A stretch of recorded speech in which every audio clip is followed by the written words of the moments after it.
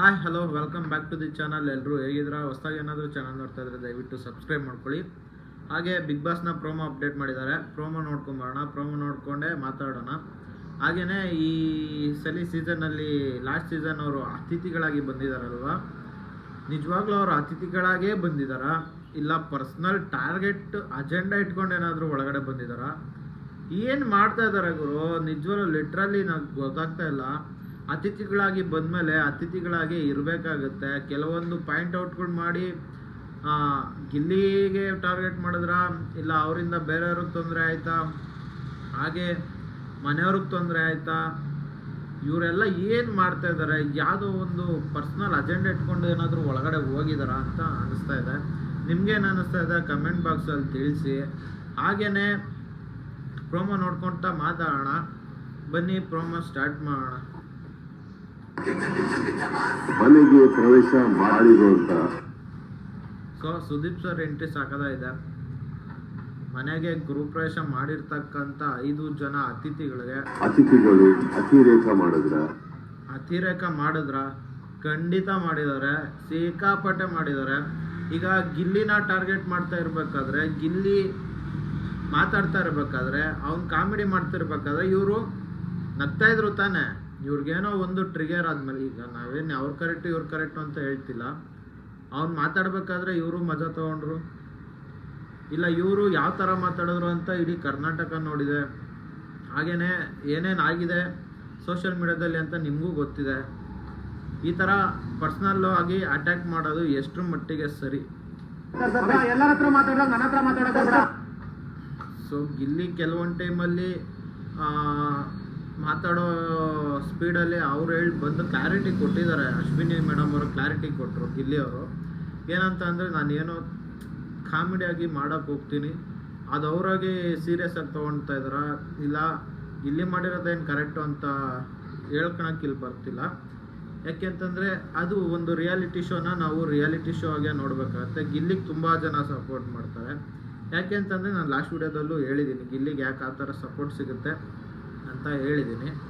ಹಾಗೆಯೇ ರಜತ್ತು ಸಿಕ್ಕಾಪಟ್ಟೆ ಟಾರ್ಗೆಟ್ ಮಾಡಿ ಬೆರಳು ತೋರಿಸ್ಕೊಂಡು ಇರಿಟೇಟ್ ಆಗಿದೆ. ಹಾಗಂತಂದಮೇಲೆ ಇವರಿರೋ ಸೀಸನಲ್ಲಿ ಏನು ಇವರು ಮಾತಾಡೇ ಅಲ್ವಾ? ಇವರು ವೇಟರ್ ಆಗಿರ್ಬೇಕಾದ್ರೆ ರಜತ್ ಅವ್ರು ಏನು ಮಾತಾಡೇ ಅಲ್ವಾ?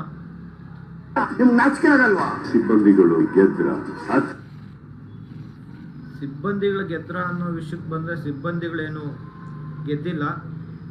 ಯಾಕೆ ಅಂತಂದರೆ, ಅಭಿಷೇಕ್ ಅವರ ಕ್ಯಾಪ್ಟನ್ಸಿ ಯಾರಿಗೆಲ್ಲ ಎಷ್ಟು ಥರ ಅನಿಸಿದೆ, ನಿಮ್ಗೆ ಯಾವ ಥರ ಅನಿಸಿದೆ ಒಂದ್ಸಲ ಕಮೆಂಟ್ ಬಾಕ್ಸಲ್ಲಿ ತಿಳಿಸಿ.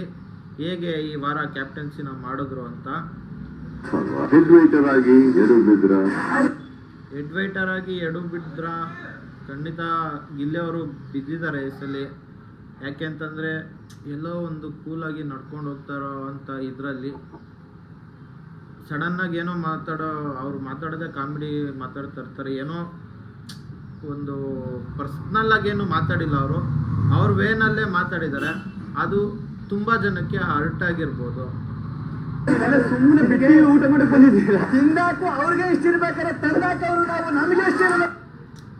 ಈ ಕಾನ್ವೆನ್ಸೇಷನಲ್ಲಿ ತುಂಬ ಪರ್ಸ್ನಲ್ಲಾಗಿ ಅತಿಥಿಗಳು ತೊಗೊಂಡಿದ್ದಾರೆ ಅಂತ ಅನಿಸುತ್ತೆ.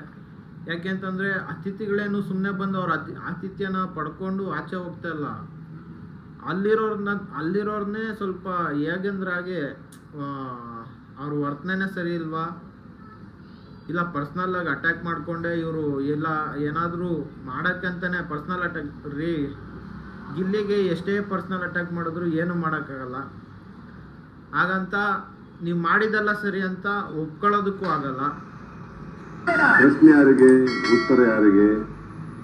ಪ್ರಶ್ನೆ ಯಾರಿಗೆ, ಉತ್ತರ ಯಾರಿಗೆ? ತುಂಬ ಜನಕ್ಕೆ ಪ್ರಶ್ನೆ ಕೇಳೋದಿದೆ, ತುಂಬ ಜನದ ಹತ್ರ ಉತ್ತರ ತಗೊಳ್ಳೋದು ಇದೆ. ಯಾರಿಗೆಲ್ಲ ಕ್ಲಾಸ್ ಇರುತ್ತೆ ಇವತ್ತು ಕಾದ್ ನೋಡಬೇಕು. ಪಾಠ ಯಾರಿಗೆ? ತುಂಬ ಜನಕ್ಕೆ ಪಾಠ ಮಾಡಬೇಕು. ಹಾಗೆಯೇ ಮನೆಯಲ್ಲಿ ಏನು ನಡೀತಾ ಇದೆ, ಮನೇನ ಯಾವ ಥರ ಇವರು ಇದು ಮಾಡ್ಕೊತಾ ಇದ್ದಾರೆ. ಗುರು, ನೀನು ಅತಿಥಿಯಾಗಿ ಬಂದಮೇಲೆ ನೀನು ಅತಿಥಿಯಾಗಿ ಮಾಡ್ಬೇಕು ಗುರು. ಇದು ಟಾಸ್ಕ್ ಥರ ಆಗ್ಬಿಟ್ಟಿದೆ. ಇವರು ಅತಿಥಿಗಳಾಗಿ ಬಂದಿಲ್ಲ, ನನ್ನ ಪ್ರಕಾರ ಅತಿಥಿಗಳಾಗಿ ಕಾಣಿಸ್ತಾ ಇಲ್ಲ. ಯಾಕೆ ಅಂತಂದರೆ ಇವ್ರಿಗೊಂದು ರಾಜ್ಯ, ಆ ರಾಜ್ಯದಲ್ಲಿ ಇವರು ರಾಜರು, ಇನ್ನೆಲ್ಲರೂ ಕೆಲಸಗಾರರು, ಅವ್ರನ್ನೆಲ್ಲ ನಾವು ನಮ್ಮದೇ ರೀತಿಯಲ್ಲಿ ಟಾರ್ಚರ್ ಮಾಡಬೇಕು ಅನ್ಕೊಂಡು ಬಂದಿರೋ ಥರ ಕಾಣಿಸ್ತಾ ಇದೆ. ಎಷ್ಟು ಅಂತ ಮಾಡ್ತಾರೆ. ಮಂಜಣ್ಣವ್ರು ಬೇರೆ ಕಿರಿಕು, ರಜತ್, ತ್ರಿವಿಕ್ರಮ್ ಅವರು ಸ್ವಲ್ಪ ಸೈಲೆಂಟಾಗಿದ್ದಾರೆ. ಆಮೇಲೆ ಚೈತ್ರ ಅವರು ನಡೆಸ್ಕೊತ ಇರೋ ರೀತಿ, ಅಶ್ವಿನಿ ಮೇಡಮ್ಗೆ ಒಂದು ವಿಷಯದಲ್ಲಿ ಚಪ್ಪಾಳೆ ತಟ್ಟಲೇಬೇಕು. ಯಾಕೆಂತಂದರೆ ಸಾರಿ ಕೇಳೋದು ಒಂದು ಕಡೆ ಆಯಿತು, ಅಂದರೆ ಬುದ್ಧಿ ಇಲ್ಲ ಅಂತ ಹೇಳ್ಕೊಳ್ಳೋದ್ರಲ್ಲಿ ಅವ್ರು ತೊಗೊಂಡಿರ್ತಕ್ಕಂಥ ಸ್ಟ್ಯಾಂಡು ಗಟ್ಟಿಯಾಗಿದೆ. ನಿಮಗೆಲ್ಲ ಯಾರ್ಯಾರನ್ನ ಈ ವಾರದ ಕತೆ ಕಿಚ್ಚನ ಜೊತೆ ಎಪಿಸೋಡಲ್ಲಿ ಯಾರ್ಯಾರಿಗೆ ಬೈಬೋದು, ಯಾರ್ಯಾರಿಗೆ ಪಾಠ ಕಲಿಸ್ಬೋದು, ಯಾರ್ಯಾರಿಗೆ ಪ್ರಶ್ನೆ ಕೇಳ್ಬೋದು, ಇಲ್ಲ ಯಾರ್ಯಾರು ಉತ್ತರ ಹೇಳಕ್ಕೆ ರೆಡಿ ಇರ್ತಾರೆ ನೋಡೋಣ. ಮತ್ತೆ ಏನಾದರೂ ನೆಕ್ಸ್ಟ್ ಪ್ರೊಮೋ ಏನಾದರೂ ಬಿಟ್ಟಾಗ ವೀಡಿಯೋ ಮಾಡ್ತೀನಿ. ನಿಮ್ಮ ಸಪೋರ್ಟ್ ಹೀಗೆ ಇರಲಿ.